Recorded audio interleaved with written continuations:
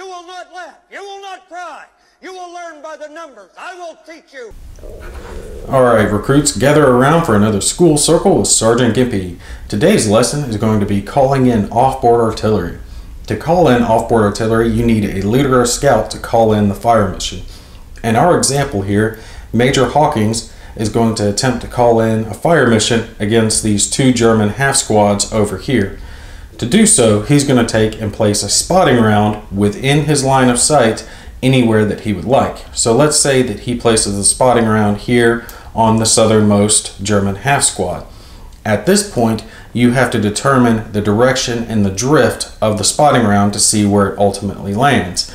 To do this, you're going to roll 2d6. So let's say Major Hawkins rolls 2d6 and ends up with a 1 on his blue die and a 4 on his white die. Your colored die is going to be used to determine the direction of the drift, and the white die is going to be used to determine its distance. So in our example, you count around the spotting hex 1, 2, 3, 4, 5, and 6 to determine the direction. So we're going to be going north with our spotting round with our roll. Now you're going to take and add in any degrading terrain between the leader and the target hex itself. In our case, there is none, to your white die, and you're going to subtract his leadership modifier from your white die. In our example, our 4 is going to become a 3 after subtracting his leadership modifier of 1. That's ultimately going to cause our spotting round to go north by 2 hexes, because we will divide the white die in half. With it being a 3, it goes down to 1.5, and you will round that to a 2.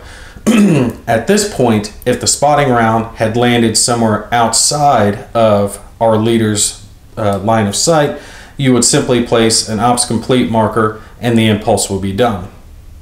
If, however, it is still within his line of sight, he can choose to cancel the fire mission or continue with it. If he continues with it, he's going to switch it out for a fire for effect marker, and he can move it 1 hex in any direction.